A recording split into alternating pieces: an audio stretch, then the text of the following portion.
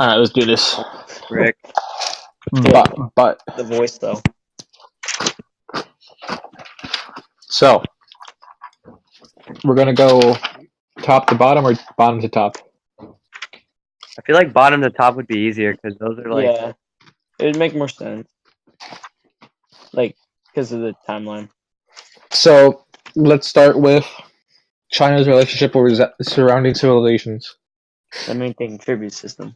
Tribute system. They sent ships and like representatives to many places, basically telling people to become part of the tribute system. Yeah, and people go to China and they like bow down. They bow down. They give really the emperor a gift, and then the emperor gives them gifts that are worth more. Yeah. Basically, bow down for money. affirming China's position of the best civilization.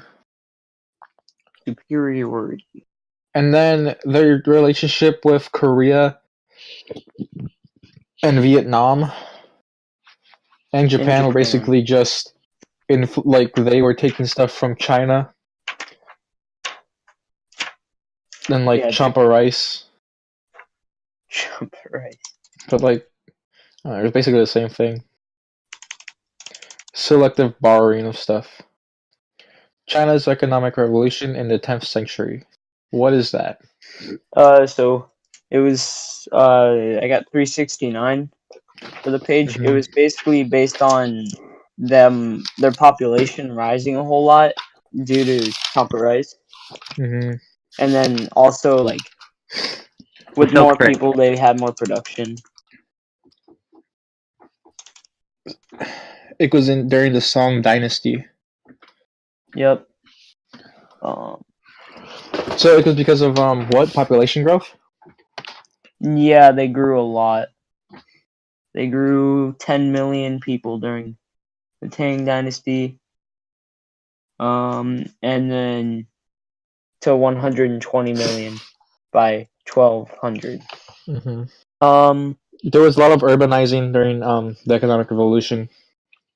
If you look at 370, the first paragraph, it says technological innovation in other fields also flourished. Inventions in printing, both woodblock and movable type, generated the world's first printed books, and by 1000 relatively cheap books on religious, agricultural, mathematical, and medical topics became widely available in China, which basically made their population smarter, which led them to do greater things and get more money from them. Yeah.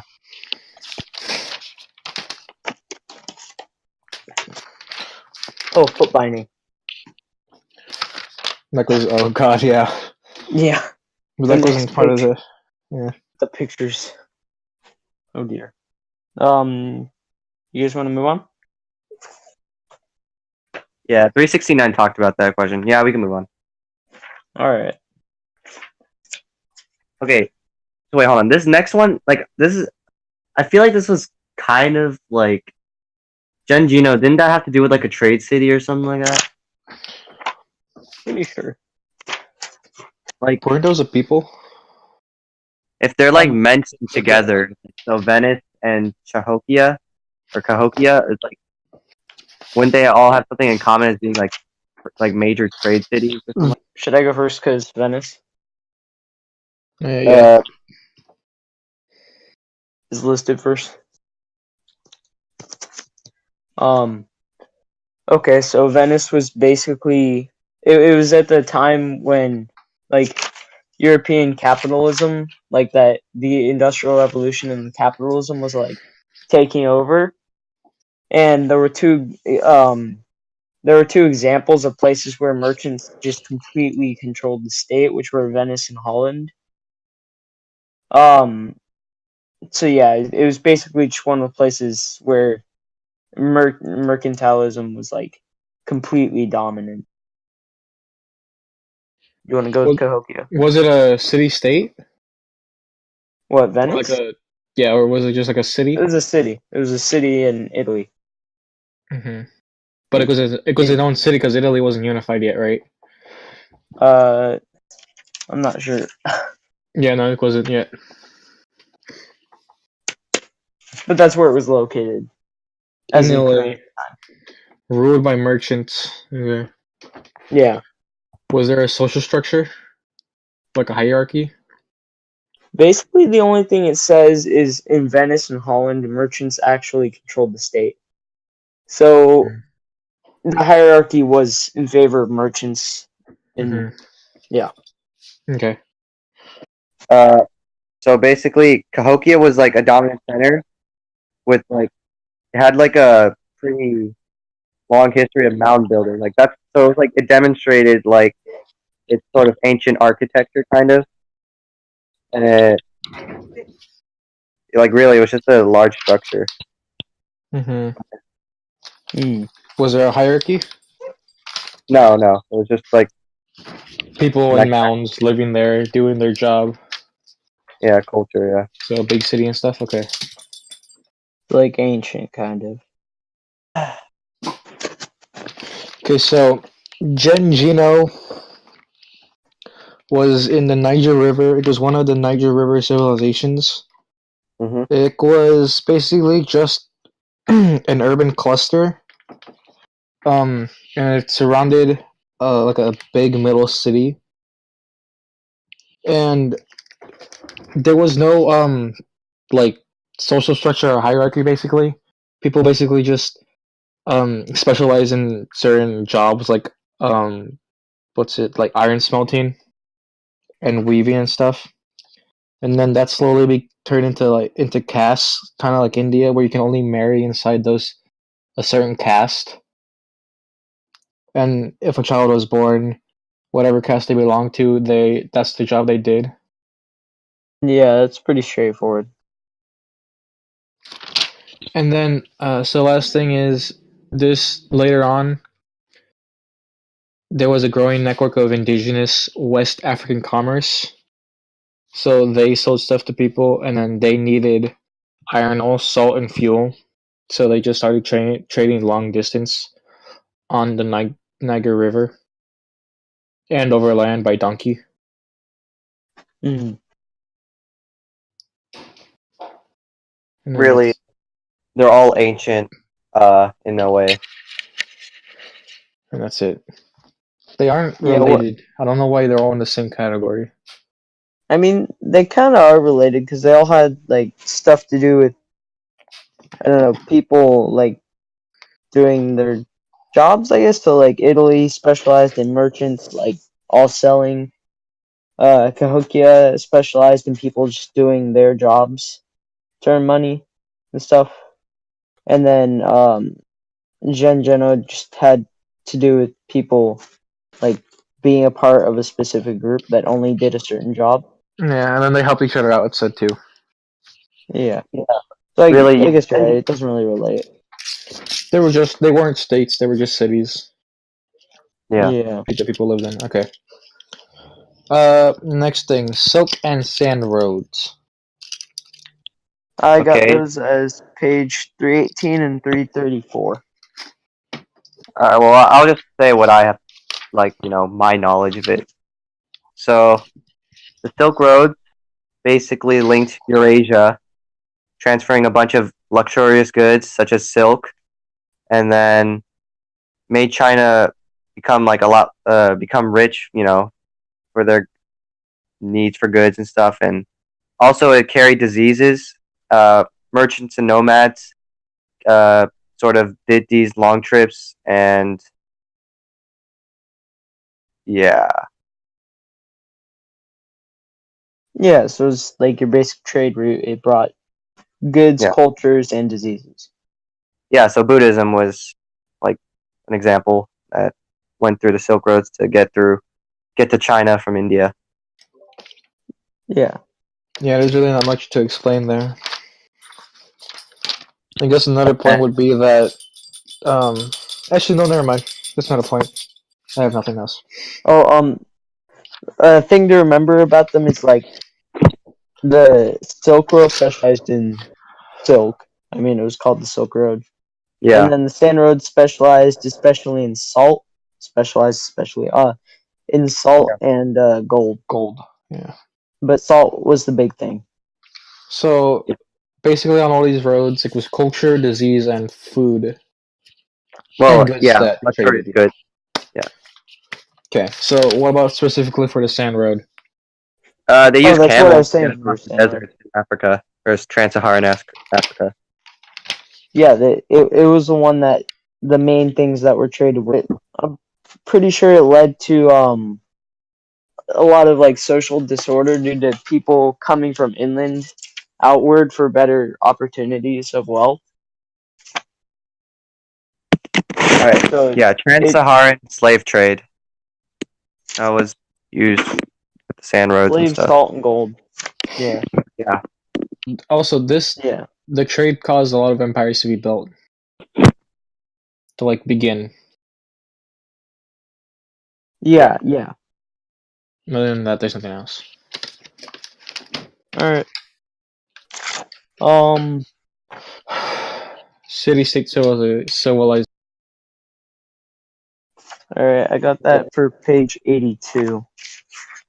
well, do we really know if it's the early centuries? Like, because remember the first, like, I think first or two centuries, like, or not, well, first two, but like BC.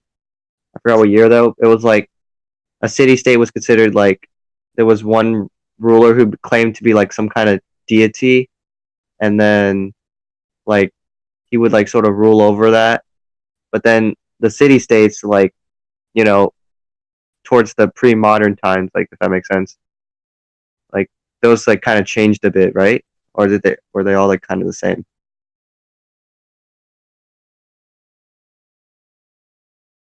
I mean, I don't know. I think they stayed kind of similar because eventually the city states united and created nations.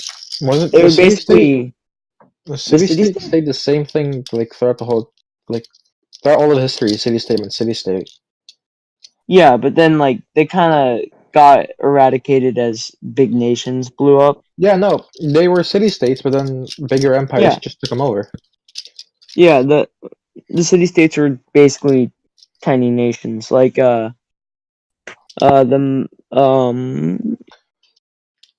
So here on page 83, there's the Sumerian city states that warred with each other. They were close together. They were just completely like, and they were similar. They were just separate. That was in Mesopotamia, right? Yeah, it was. State is just a city with its own ruler, and own hierarchy and rules. Yeah. There be patriarchy as well at one point, like Yeah, some people had different patriarchies and stuff. Well, yeah, patriarchy was part of hierarchy, right? Hmm Hier- Indianization of Southeast Asia. so not on page on that, but that was because of the Buddhism. spread of spread of religions.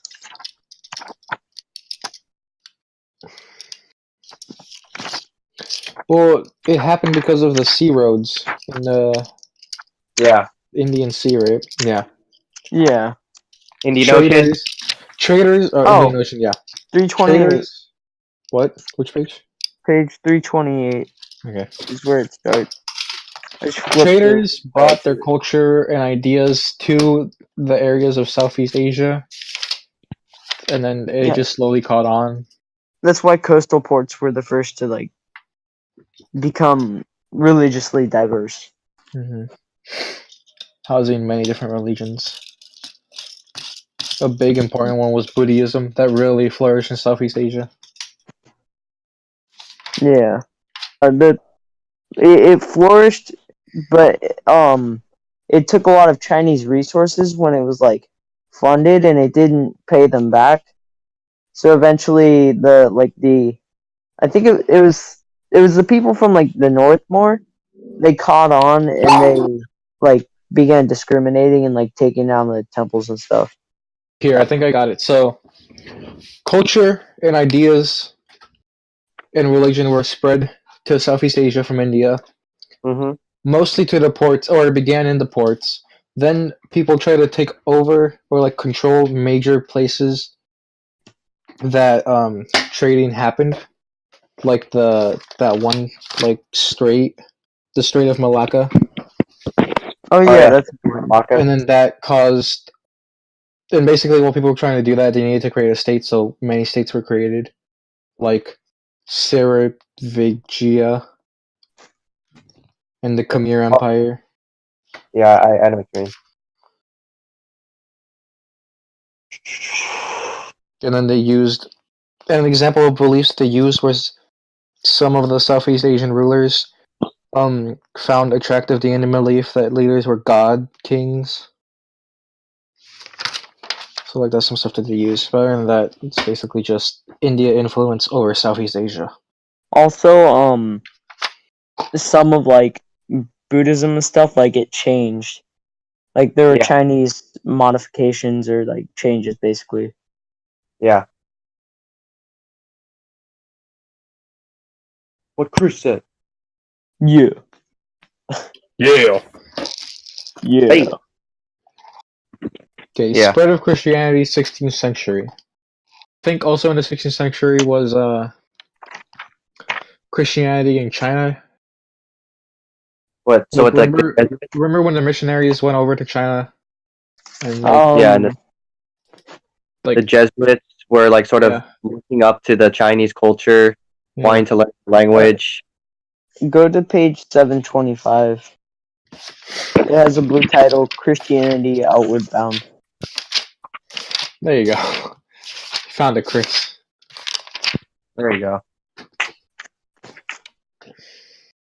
Juicy. Okay.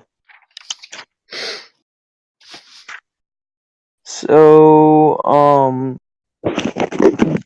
basically through overseas like movement, the Spanish and the Portuguese continued the crusading tradition. After they had been liberated from Muslim control.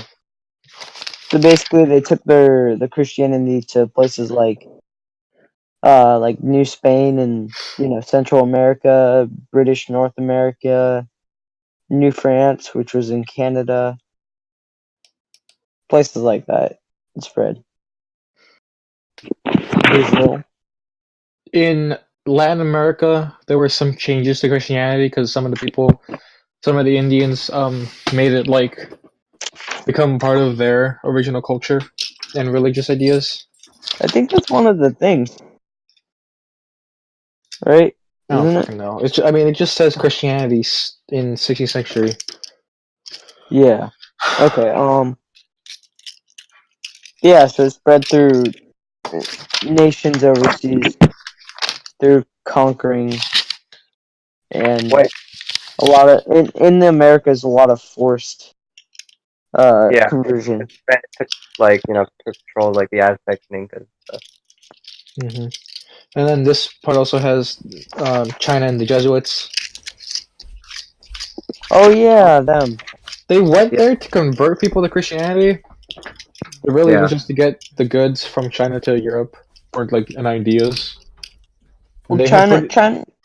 Sorry. they had pretty Go good on. standing, and actually like knew some stuff, so the emperor liked them. But then they got backfired.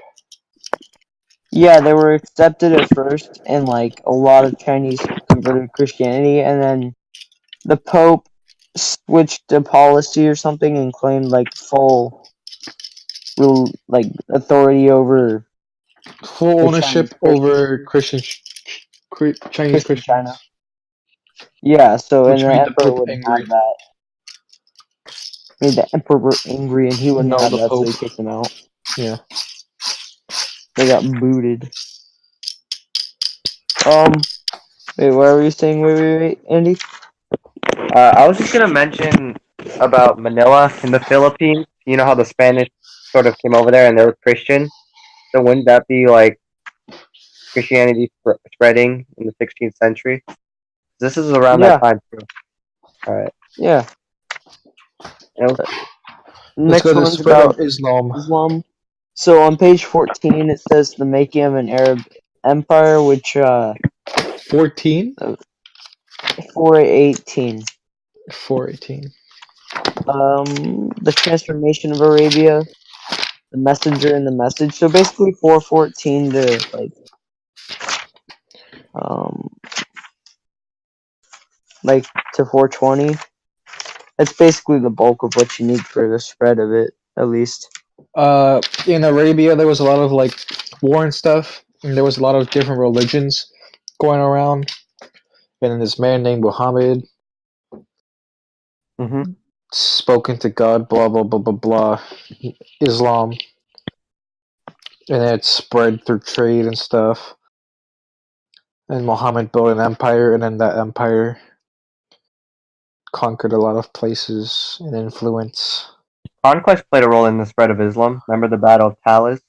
Yeah, Yeah. conquest played a role. So they spread Islam through trade and commerce, and by conquest through empires. At first there was a lot of conquest when the Arabian Empire was in its prime, Yeah. but then it died down and broke up. But the traders who had been converted, they kept spreading it despite the empire having broken down.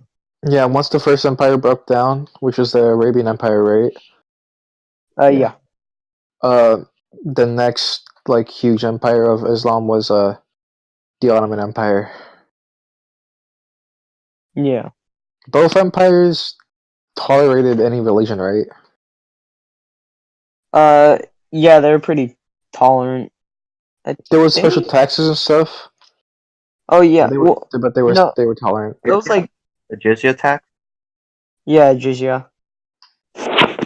They were tolerant as long as taxes. Mm-hmm. But the better option was to convert to Islam. It was the cheaper option, yeah. Yeah. Slavery in pre-modern Islamic world. It said, all right, I got this. All right. It says Islam preferred female slaves, and the Atlantic slave trades also transported the males. And let's see. Okay, so it's on page 679. I got 680 around there. 683. Yeah. All right. Some slaves in the Islamic world acquired prominent military or political status. Most slaves in the pre-modern world worked in their owners' households, farms, or shops, with smaller numbers laboring in large-scale agriculture industrial enterprises. Page 689 and 688. One last thing is slaves in the Islamic world used to be from the Balkans, remember? Oh. Yeah, because slave comes from the word Slavic. They were used to be Slavic, but then black happened, so. Black happened? Mm-hmm. it was originally associated with Slavic people. Where is that at? I do not remember, but I do remember it. Yeah, same. Well, if you Next thing, Dereshime. that's for me. The little boys, little Christian boys. He's not gonna No, put little wieners cutting the Unicanizing. upward mobility for the Ottoman Empire, where the Christian boys from the Balkans came to came to learn about Islam, and from there they became either in the civil administration or janissary units. If they were janissaries, their peepees were cut off. No, if they're in the civil service unit. Oh shit! Yeah, no, never mind. I'm wrong. You were close, but not really. It was 50-50 chance. PP or no PP? That is the question. Boy. Okay. After Dereshime, we have blended religions in Mesoamerica. Oh. Europeans saw the political and military success as a demonstration of the power of the Christian God. Native Americans generally agreed. Yeah, because they submitted to whatever force dominated them, because they believed that their gods were more powerful and supportive, I guess. Before Christianity, no There were no attempts to eradicate local deities and religious practices, Indian. but the Europeans were different. They claimed an exclusive religious truth and sought the utter destruction of local gods and everything associated with them. Within Andean Christian communities, women might offer the blood of a llama to strengthen a village church, or make a cloth covering for the Virgin Mary, Yeah. and a shirt for an image of a huaca with the same material. While state cults of the Incas faded away, missionary attacks did not succeed in eliminating the influence of local huacas. Images and holy sites might be destroyed, but the souls of the huacas remained, and their representatives gained prestige. Mm. Interesting. I see. Oh. The Atlantic slave trade, causes, effects, and characteristics. I think I got this one. Okay, so basically, millions and millions of Africans taken, and then they were transported across the Atlantic Ocean, and then they could also go through the Middle Passage, and then so that led. An effect was, since most of the men in Africa, they were preferred over women. Women stayed home, and they were doing all the dirty work. And then, let's see, other effects. Oh yeah, Some women gain power. yeah, and also, okay, this is how it works. Most of the Africans were transported to Brazil, and then some were transported to the Americas, and then let's see, characteristics. Yeah, this was like a European thing. It was way bigger than any other slave trade. Yeah. Ever, yeah. Not everyone associated slavery with blackness, but it started to become that way. Yeah, that started it. So it disrupted some societies, corrupted many, and strengthened some. Let's see. What did you say? Did you get the cause? One of the causes was The women's lives and people like empires and stuff in Africa sold it to Europeans because they needed money or wanted goods. Yeah, they saw a lot of benefit. Yeah. Sorry. And they would conquer smaller nations and then sell the prisoners to slavery. Mm-hmm. And that's why they were so willing. And then they also trials became corrupted in Africa to make slaves. I don't know what that is. And that's an effect, I think. Yeah, so like you guys said, racism does find its way sooner or later. And then also,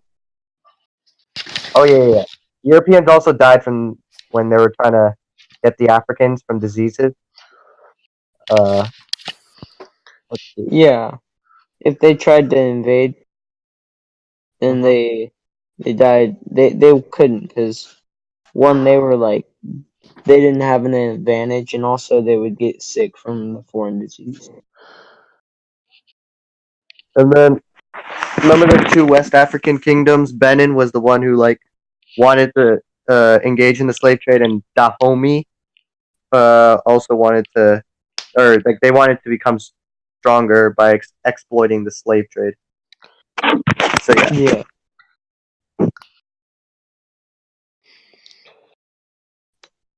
What else? Oh yeah, and wasn't this later when slaves in the Americas, Africans in the Americas, since they were transported from the Atlantic slave trade, they sort of incorporated the Christian ideas into their own culture. Oh yeah. Mm-hmm. Yeah. And also, the Americans see them as sort of weird because they thought voodoo stuff and weird, culture, and they didn't like it. Yeah, I remember that. It was. Yeah. Yeah. You. Ooh, another effect. African women married European male merchants, and yeah, Okay, the Prot- Protestant Reformation and the printing press. the Protestant Reformation was against the Catholic Church. Let's see, 16th century. The 95 Thesis was to stop the church's ideas on basically buying your innocent, with those what were they called again? Buying salvation with Oh, indulgences, right? indulgences. Yeah, so that was one of the wrongs of the church. So that's what the 95 Theses was trying to correct. Um, oh, and then Martin Luther wanted the idea of all right, this is what he wanted. The only thing that mattered was the relationship between God and an individual, nothing else. Yeah, so he didn't believe in going to Pain. church to achieve salvation. Well, he believed Well, that I you could mean, achieve faith on your own, but he didn't believe in pain for your way into heaven. Yeah, yeah. let's go. He also had other problems with it, blah, blah, blah, blah. The printing press helped the Protestant Reformation because it printed Translation. out it printed out the thesis, so more people saw it, read it, and was like, "Oh yeah, this makes sense."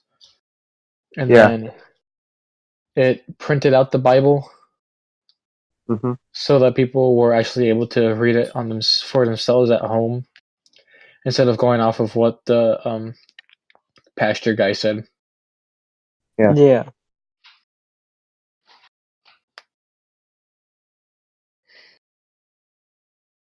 Is it asking what happens afterwards? Because remember the No. Protestants in France? What? Remember the what do you call it? The Catholics versus the Huguenots in France. It led to some kind of bloody battle or something, or not battle, but war kind of. Oh yeah, the 30 Years' War. That's what it was called. Yeah, it was between the Protestants and the Catholics, and it was ended by the Peace of Westphalia. And then there was another treaty or something like that. The Catholic and Protestant thing began in the Holy Roman Empire.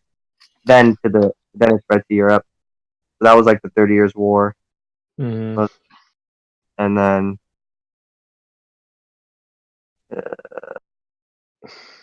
okay. Oh wait, didn't a result from that? A result from the 30 Years' War was that any country, the countries, were able to choose for themselves what they believed in, and they didn't have to be Roman Catholic. Yeah, it was basically establishing religious, like, Yeah.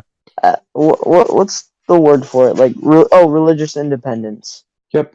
Yeah. And then also, didn't was the Catholic Church wasn't able to control land or something.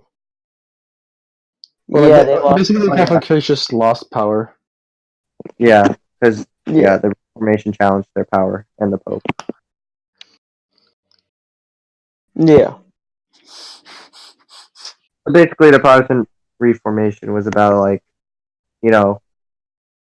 the salvation without the church, relationship to God, the 30 Years' War, were religious independence, and it opened a new path to European religious and intellectual life. Pretty sure Mm-hmm. that's all I got. Okay. Oh, whoa! Europe was torn. That's it. Now that's it. Europe was born? No, torn. After the war Oh, ended. yeah. Yeah. Okay. Role of the silver trade in the early modern world. Okay, so the page number for that is 679.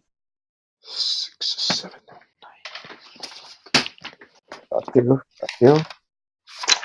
Okay. Most of the silver came from silver mine deposits in America. Spanish America. Yep. They then used this silver to buy goods from China. Yeah. It established a global economy, which still affects the world today. Yep. That's like a huge effect of it. Also caused them to like conquer more places, like the Philippines, so they could have a good trade post. Yeah. A lot of slavery involved with it. China benefited from this. Sorry.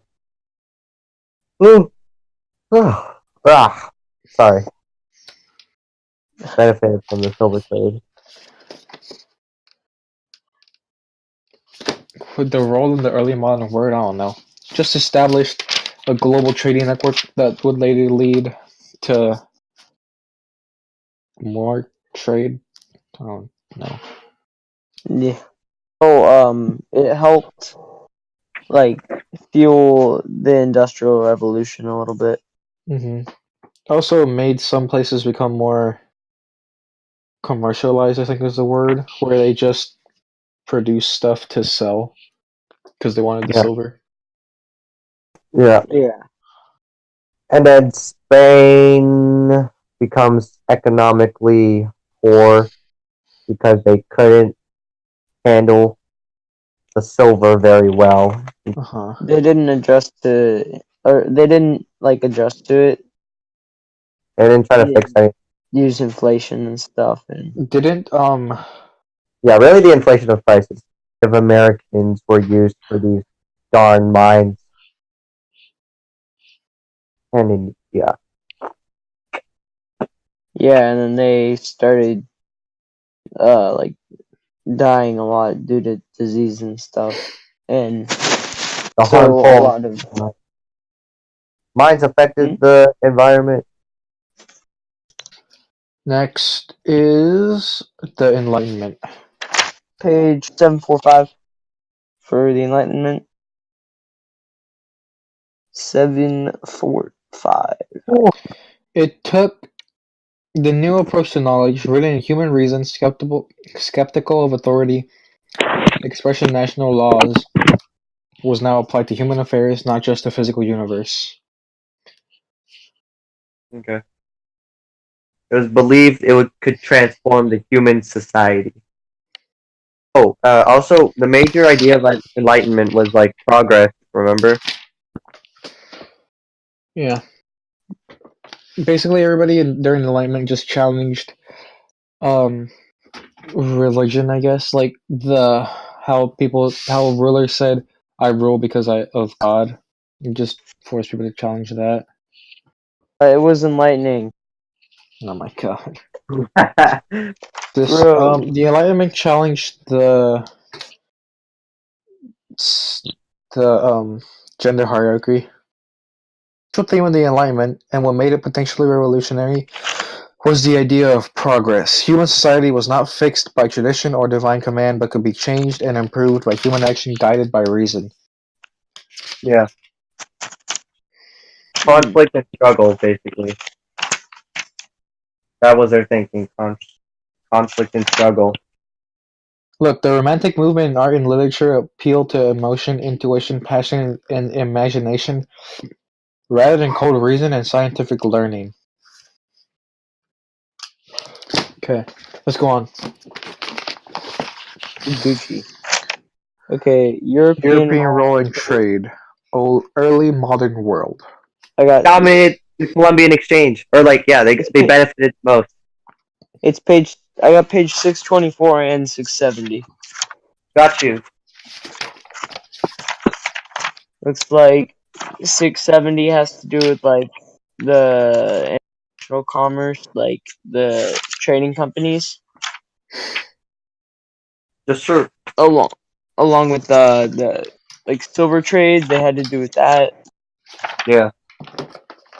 620 Atlantic slave trade. Columbia. They were like all the trades. They had to do with everything, but mainly their job before like silver came around was just to bring stuff to other places because they couldn't sell stuff because nobody And then wanted their stuff. modern world, they were like sort of the less like developed, like least developed. Economy. Yeah. Yeah, so they're So, tagging, yeah, tagging on to others' goods. yeah. It was until then they started to borrow stuff from China, and bam. That's pretty good summary. They basically just kind of were the Amazon of the early modern world. Yeah. They brought you your goods. The East India companies basically took over the spice trade, right? Yeah. They took well, the Dutch ones took over the Spice Islands. The British, Took over textiles. yeah. Well, no, they didn't really take it over. They kind of persuaded India to establish a couple ports. So they can trade textile. for cheaper, yeah. So they could acquire them and then they could sell them in Europe. So they can make money. Yeah. They did eventually take down the Mughal Empire, and then they got a bunch of ports there.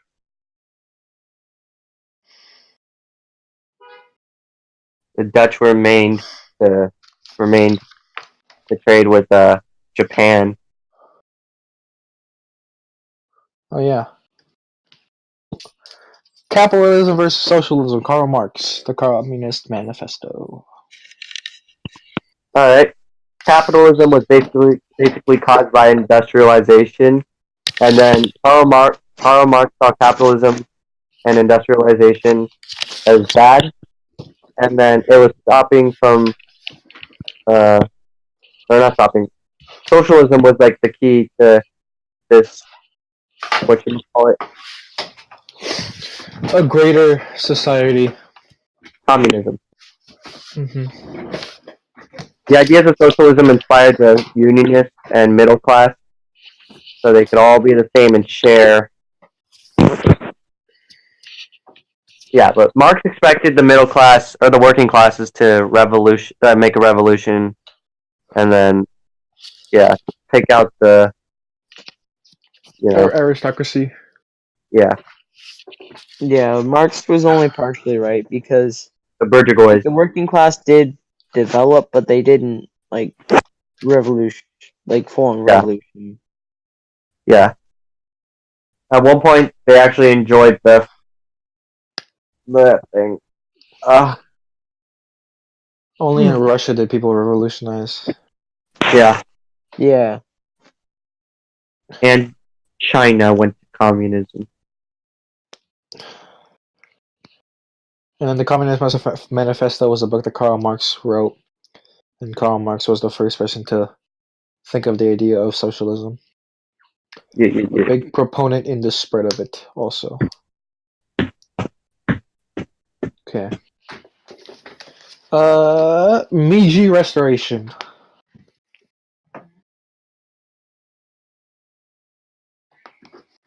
It was when in Japan, it was after the old shogun had agreed to unequal trade treaties with like European countries after they had fought them, and there was like the samurai, the 15-year-old samurai, or I mean emperor and his group of samurai. It happened in They 1868. Yeah. They rebelled against the shogunate because the shogunate was kind of falling.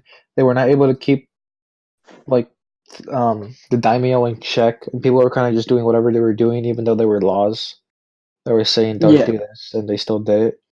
So the Meiji Restoration just made the shogunate fall, and put this guy Meiji in charge. Yeah, and then they were gonna like sort of borrow from the West. They Okay, so completely westernized. after the Meiji took over,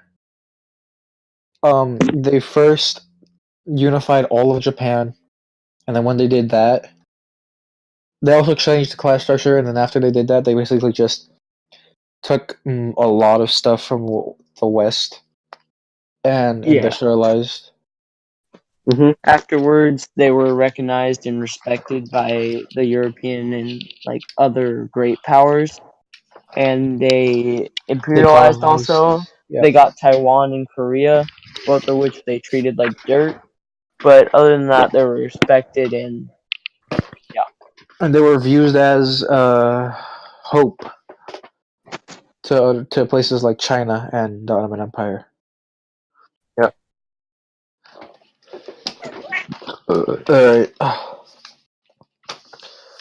Migrations, causes and effects. The Europeans moved to like scattered across the world. Remember that? And then so most of them went to Latin America or the Americas, and then let's just say in Latin America, since they were considered white, they were put above like all of like the native, and then the Spanish kind of like okay. yeah, Yeah. and they got Yeah. more privileges and advantages. It causes yet. Causes? Well, yeah, the one of the causes for the Europeans to move into like the Americas and all of around the world, pretty much, was for they wanted jobs because remember this was during the time where a bunch of people were kind of like impoverished in Europe. An example was the Europeans moving into the Americas because they needed labor overseas, and then an effect was in Latin America, the Europeans became like sort of privileged and more. They had more advantages because they were considered white, so they were put above the natives and all that, and the Spanish. And then, what else did I say? Some of the people moved to Latin America because they were promised a better life and of land. Yeah, because in the America. Oh, also an effect of the migration was the social structure and stuff basically became more like England or Europe because they wanted to accommodate the white population. The reason for a lot of them going there was because the widespread demand for labor overseas. Yeah. Yeah. And then in some places like New Zealand, there were so many white people settling there that the actual population decreased.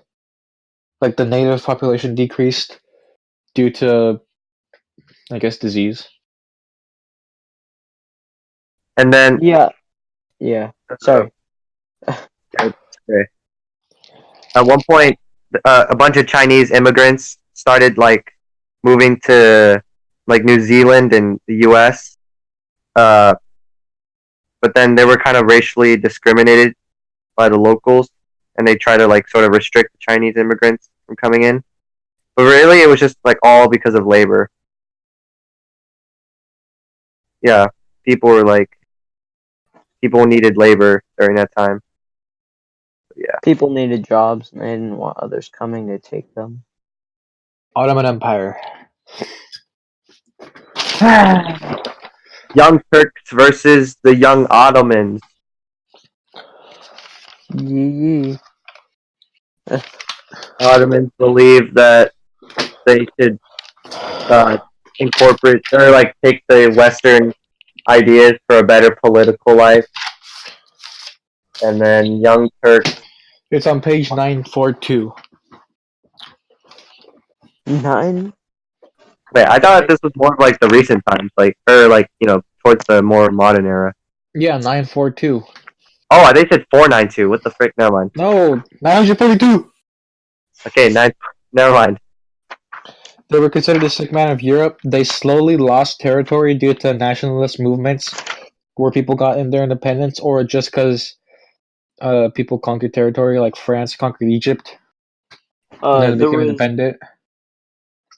the places that revolted, like three big ones were, or four big ones were Greece, Serbia, Bulgaria, and Romania. They achieved it based on surging nationalism and the support from British or Russian. Uh, their economy started to fall because people started, or the country started using the Silk Roads a lot less because of the new ocean roads, the Yeah, commerce over the oceans. the Europeans went around rather than going through because it was safer, and I think it was less expensive. Cheaper. Yeah. Wait. Okay, a big reason why what happened between like the Young Turks and Ottomans. Basically, the Young Ottomans came first, and they ended up taking over and establishing like new rights, new ways that were really helpful, influential, and good. But then, when they got into a war with Russia and they were under a lot of pressure, they ditched the they Reforms. ditched the changes, and then like nobody liked that, Hmm. and that kind of Before was a those big two lead. groups, the Tanzimat reforms happened. Yeah. It was wanting to restore the economy and society, and this was also, since the Ottoman Empire was borrowing from from foreign goods, they were like relying on the foreign goods to keep on going. They were basically under an informal empire, just like China. Yep. Because they were indebted to the Western powers. Yeah, they were dependent. Yeah. The Tanzimat reform sought to provide the economic, social, and legal underpinnings for a strong and newly re-centralized state. Factories produced cloth, paper, and amenities, and other stuff. They instituted Western-style law codes and courts, new elementary schools, and it was just modernization. Oh, it also gave non-Muslim equal rights. Oh yeah. This led to people questioning what was the Ottoman Empire and who were its people. And that led to the Young Ottomans. They favored a more European-style democratic constitutional regime that could curtail the absolute power of the emperor. Only such a political system, they felt, could mobilize the energies of the country to overcome backwardness and preserve the state against European aggression. Yeah.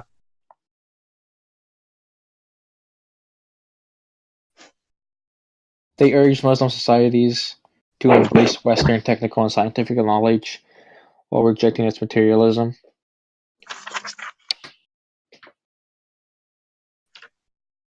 Mm-hmm. That was pretty good. And then the Young Ottomans.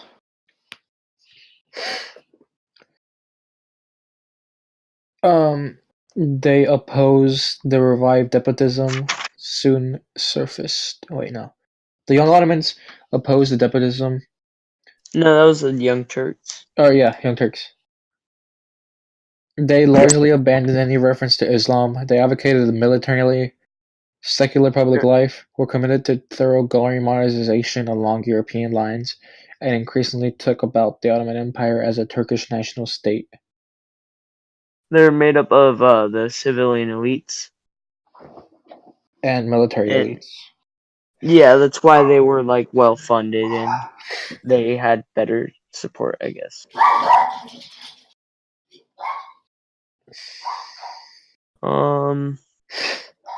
I mean, we know which one succeeded because it's called Turkey now. Next is Qing Qing China. I have that on page 923. Vidal, it's Qing. I'm gonna get No, 933. 933, okay. The Qing rulers were Manchurian, and then when the dynasty was falling, the Taiping Uprising happened. The Taiping Uprising refused, or yeah, I guess refused to use. No, they denounced Buddhism, Taoism, and Confucianism, and wanted a more Western style economy. The Opium Wars happened. First It led to between the British. yeah, it led to a series of unfair treaties and basically carved up China like a melon Mm-hmm. into spheres of influence. Yes. When this happened, they tried to self-strengthen to reinvigorate a traditional China while borrowing cautiously from the West, but it was too little too late. And then the Boxer Rebellion happened because they didn't like Europeans, which then led to 100 Days of Reform. And then that didn't work either, so it was just collapse. Yeah. Yeah, so China was losing a lot. So other Western nations, including Japan and Russia, they started like giving themselves special privileges to establish like their military bases, get raw materials, and build railroads for China and stuff.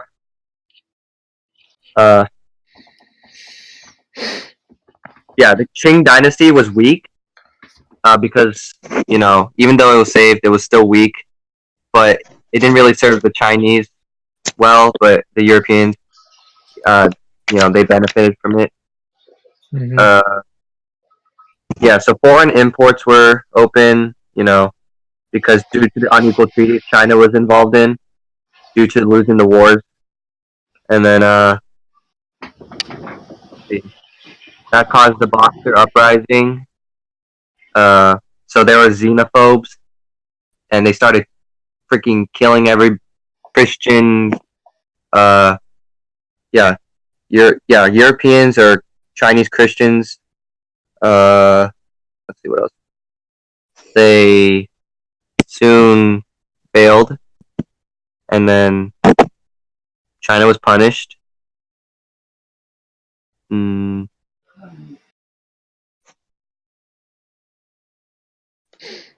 That's pretty much it. Mm-hmm. Okay, the next one is Rise of Nationalism, right? Yeah. Yeah. I put that the Atlantic Revolutions. Oh, it's on page 801. Put that the Atlantic Revolutions gave rise to nationalism. Napoleon conquest also spread nationalism because people thought, well, no, we're not French, we're our own people.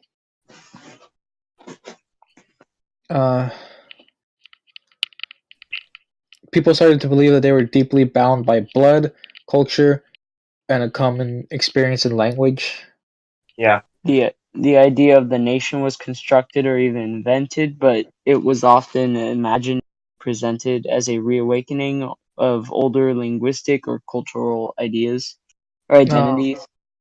There was some kind of like systematic nationalism, like printing some languages and excluding others. Yeah. Mm-hmm. Basically, join the dominant culture or assimilate to the dominant culture. Yeah. Yeah.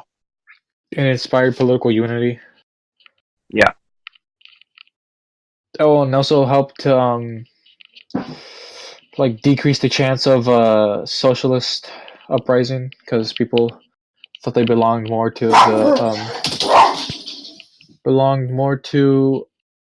their country instead of their class. Yeah. The next one is Rise of Feminism. And it was caused by the Atlantic Revolutions and... I put page 805. Yeah. Caused by Atlantic Revolutions again. Yeah. Thinkers of the Enlightenment had challenged ancient traditions. Yeah. And then this led to more women found educational opportunities.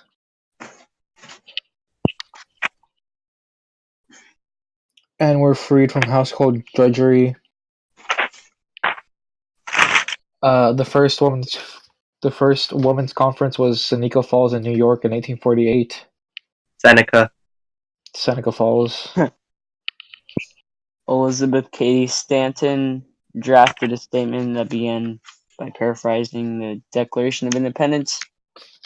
We hold these truths to be self-evident that all men and women are created equal. So And then yeah. And then by 1870, the movement was basically focused on suffrage. Right. Yeah. And most of the movements or basically all the movements were nice and peaceful, except for the ones in British in England. Yeah. By 1900, upper and middle class women had gained interest in universities, and literacy rates were growing steadily. Yes. Some other rights happened and stuff. All right. The Atlantic Revolutions. Wait, last thing. Feminism had opposition. Oh wait. Yeah. Then, obviously, but that's it. Page 782 is Atlantic Revolutions in global context. It goes on to split up into 785 North America, 787 the French. French one's long. 794 is Spanish America, and then oh wait, shoot, I skipped Haiti. I thought it was after Spanish America. Okay, Haiti is 792. Okay, so one of the things that all these revolutions had in common were they were based on Enlightenment ideas. Yeah. Nationalism was Nationalism. it says on 784, perhaps the most potent ideology of the modern era was nurtured in Atlantic revolutions and shaped much of the 19th and 20th century world history. The ideas of human equality articulated in these revolutions later found expression in feminist, socialist, and communist movements. So basically, the same things that inspired these inspired other rights movements. They all gave certain people rights, like new rights, and birthrights that weren't seen before. Yeah, the U.S. was first, and they were pretty much chilling until British needed money, so they began stricter on the colonies and added more like tariffs and taxes, and that really made them angry enough to revolutionize. Yeah. Well, actually, it wasn't really a revolution. Oh yeah, you're right. Yeah, they just wanted because the structure stayed the same. The people in power were still in power, basically. It was more of a return back to how it was, like, the old ways, not the old ways, but like the recent ways. Yeah, the French Revolution changed everything, though. Yeah, it was very. Napoleon. The soldiers who assisted North America in the revolution, they came home with the idea, oh shoot, our country's messed up, we should fix that. Yeah. And it kind of led, the North American Revolution kind of led to it. To the French Revolution. It's a chain of events right there. And it goes on. But, so, wait, let's see. Bad things happened during it, basically. Remember, there was a whole year of terror, of people just being cut off, their heads being cut off and stuff. King Louis, the spiderwebby key.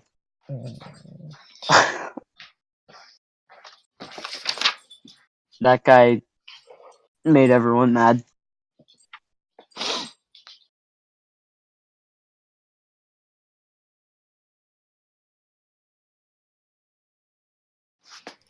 Basically, the third estates were like rising in this revolution.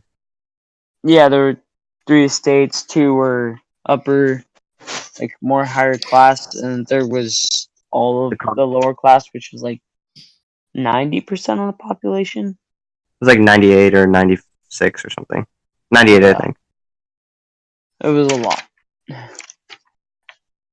But yeah, French Revolution was also like basically a lot of conquering into the of Napoleon as well. Yeah, it was getting too crazy, and Napoleon just came in and went, no, stop, and then took power. Haitian Revolution was just for like more of like the slaves clapping back at the you know, the lords and all that. It was And the then, only successful slave revolution. yeah, inspired other slave rebellions. And scared a lot of people because they thought, oh god, this is going to happen to us too. Yeah. Yeah, And it inspired fear. also the what do you call it? But since it was a French colony and all that, you know, they were kind of in debt for taking the land from the French. Yeah, and like, yeah. The U.S. inspired the French, who their revolution, with Napoleon, kind of like, it changed the rule in Haiti, which then inspired the Latin American stuff, Yeah. or Spanish Americans. Sorry, it was just a chain of events. The Latin American revolutions were just all the countries in there just revolting against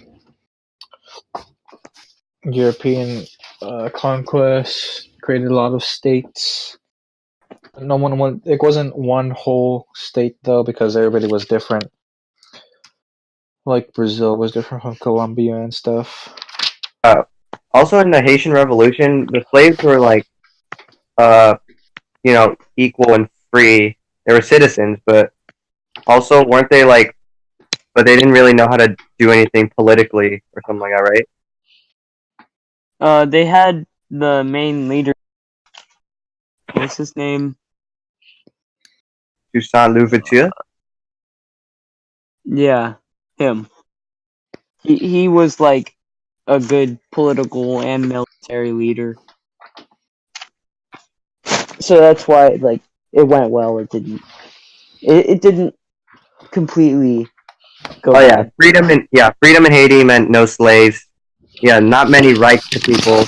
Yeah, unstable politics. All right, I think we can move on now. Spanish America. So basically, the Spanish, they were like sort of, and the Creole elite were like under heavy monarchy. So they didn't want the taxes and they didn't want to be controlled.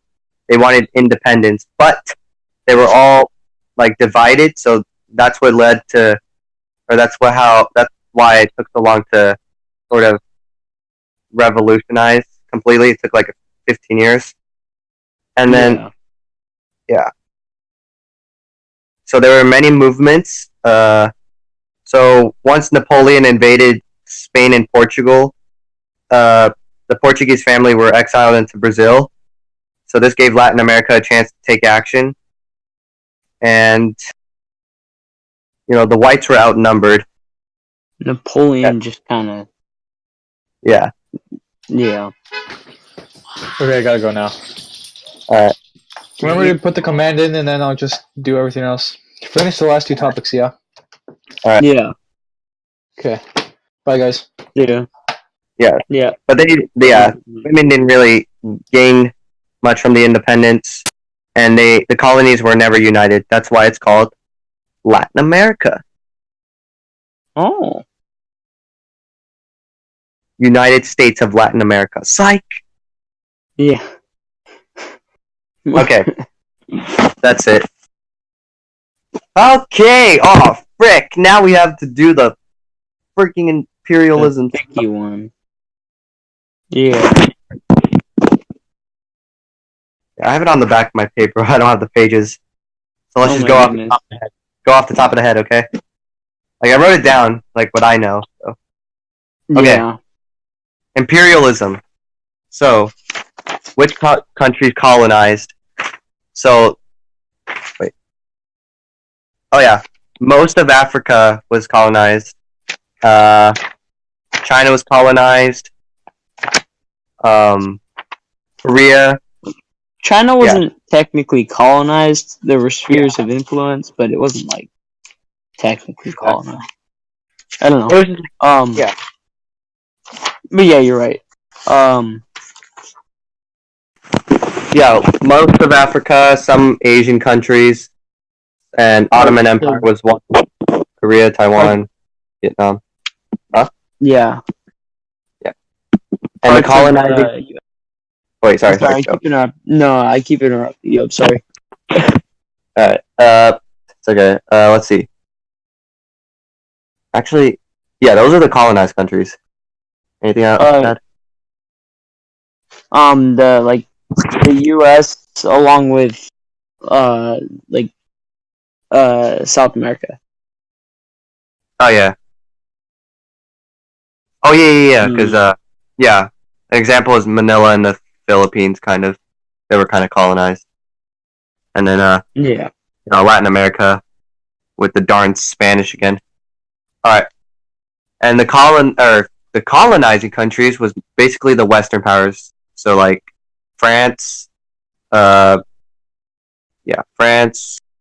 and the British were good examples. Europe had the technology, such as the Maxim gun, so they were like taking Africa, and then, also what made the colonizing easier to the to the Europeans or the Western powers, the Treaty of the Berlin Conference sort of let them decide on which parts they take, and yeah, that made it easier. And Japan and Russia are also colonizing countries. Yeah. Yeah, I think you got all of them. And the colonies countries who avoided colonization was Ethiopia, when they went against Italy in the Battle of Adwa, with Ethiopia leaving with victory. They whipped Italy twice. Siam, yeah. Siam, also known as Thailand. Yeah.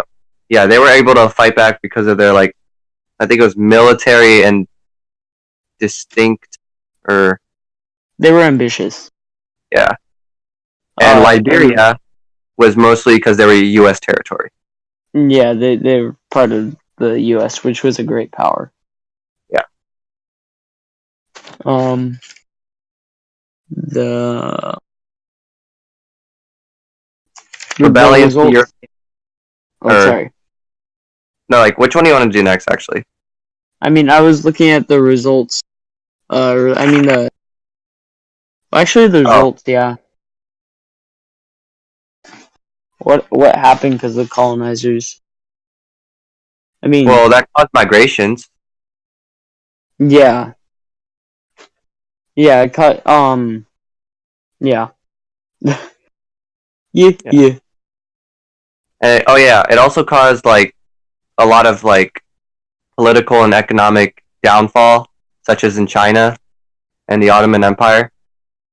And then, what else? I mean, it led to a lot of disorder in Africa that still goes on today, and that's why there's still a lot of confusion and war and stuff. Yeah. It has long lasting effects that aren't positive. Yeah. Yeah, honestly, nothing really benefited from all this except for the West. Yeah. Racism. Where did I put that one? Racism, it says social Darwinism at the bottom. That relates to racism, kind of, because the great powers were like, oh, We have big heads and better technology. We're better. Yeah, because so we're white. that was basically Something it. like that. Yeah, the racism in it was basically supported by social Darwinism. Also, if you're the like ones considered to be weak, you were going to be colonized by the Europeans, which was thought to be natural. So that was like kind of that was like sort of more of like social race or scientific racism. Yeah. So Yeah. Yeah. Big head equals smart. yes. So we already said Countries that. We already said those. We already said that one. The second wave of European colonization. Oh yeah, that was just okay. So second wave European colonization was basically a lot of still like parts of Africa, because it was just like Africa. This was like the second wave. This is just the second wave. Parts of Asia. Yeah. Congo Free State was also part of the second wave colonization, which was terrible because many freaking people were killed due to the King Leopold, was that his name? Yeah. He was just a jerk, and he killed everyone. And then the country realized what was going on, and they had to like let the government sort of take over. Yeah, he was just not. That was Belgium. That was Belgium. Yeah. Yeah. Okay. We're so close. So close. The United Fruit Company and Banana Republics. Okay. So this was like a dependent development in Latin America. So exports basically increased so much to the Europeans and Americas, and then this was like a new form of colonialism by foreign investors, and so this was like what was it called? Remember when like I think it was America that like wanted special benefits, like they wanted to keep the same for their liking. You know what I mean? Yeah, they were basically like puppet masters. Yeah. Because if the people didn't wasn't that dependent development where it's like they sort of favored, they wanted this certain things from this trade, or not trade, but investing for their benefits. You know what I mean? Like, no, you're right. If the U.S. didn't get, or like, if the U.S. didn't get what it wanted, then it wouldn't fund the Latin America. Oh, yeah. And they would just die. Yeah. So this led to more what do you call it? Construction of railroads and better, like, faster everything, like transportation. So the infrastructure. Yeah. Large infrastructure development and introduction to global commerce in Latin America. Yeah. So railroads were like the main thing. So. Okay. Yeah. And military interference was also a big thing because, get what they want. You know what I mean? If they didn't get what they want, they killed everyone. And the effects of these fruit companies was the upper and middle classes benefited the most, but the lower classes didn't. Yeah. Also, basically, if the U.S. if the person they wanted to get elected for like office didn't get elected, then they would assassinate him. Yeah. Okay, Industrial Revolution. Wait, what? Oh no, we have a scramble for Africa.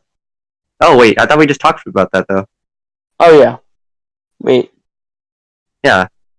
Oh, I thought we just went over the United Fruit Company. Yeah, the scramble of Africa was like legit related to the colonization stuff of the Europeans. Yeah, that's true. Africans didn't get a choice. Yeah. The Europeans divided it, not even in Africa, but like they just did it. They took over pretty easily. Only Ethiopia fought for it. Yeah. Liberia was fine. Yeah. Okay. Siam. All right. Industrial Revolution. Energy sources. Okay, so during the I got that Industrial for you. Revolution, yeah, that was basically switching to machinery and like with coal and stuff like that, instead of relying on windmills or less on windmills and stuff, right? Yeah, so it started with the steam engine, which was discovered through the British coal mines, which like they needed to keep the water out, but they didn't really know how, and they figured out like steam engine pushed the water out, and Yeah, then they used it for bigger things. I mean, yeah, like like other yeah, things.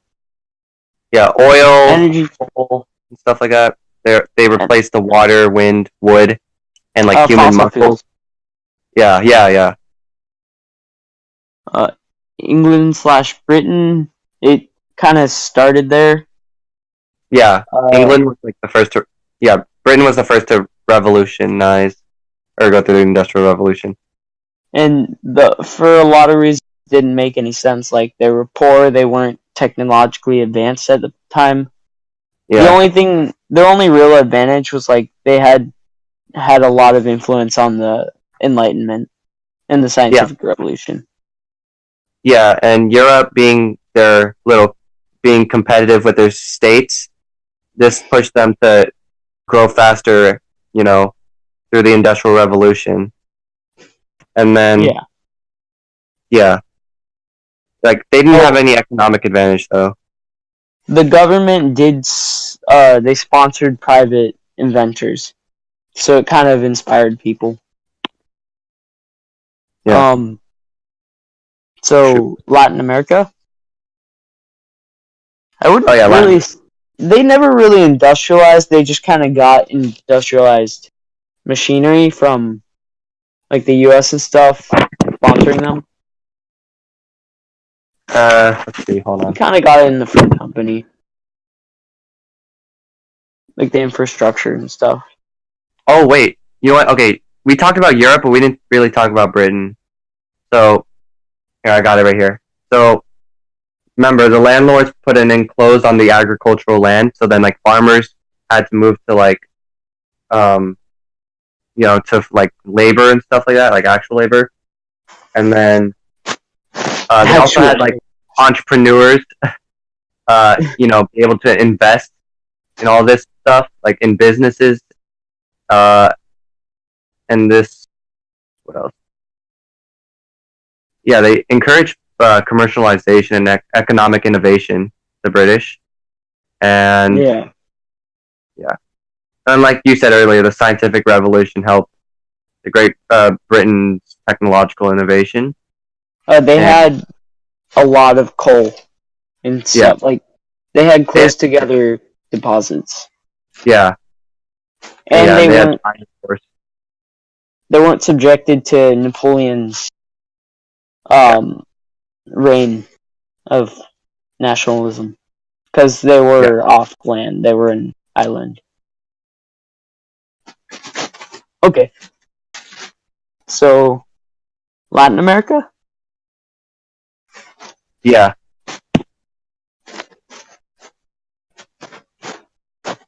Okay, so I was saying before they didn't really have an industrial revolution. yeah. They just kind of got the infrastructure. Do you want to move on to Japan? Uh, is it? Oh, wait, this is still industrial. Oh yeah. Okay, yeah, sure. Let's go. All right. Okay, so Japan, since they were like a competitor in their little, during this around the time of European colonization, they were like sort of to create their own industrial revolution. They were the only ones to do that. Yeah, they were the only successful ones where the Yeah, government forced industrialization. The yeah, Ottomans tried it and they failed. But like, China tried it, I think, and they also failed. But yeah, Japan succeeded after they saw what happened in China and after yeah. the Meiji Restoration. didn't we talk about the social reforms earlier? Yeah. Wait.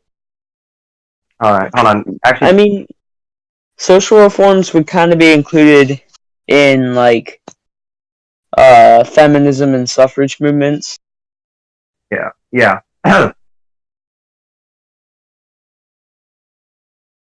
But basically, like more ideas of human rights. It also came along with Atlantic revolutions. Yeah. Guess that's it. And class structure was. We already went over that. Well, cool. Okay. I do not know how to do this I'll tell thing. Craig to leave. Actually, I want to see if I can do it, Craig.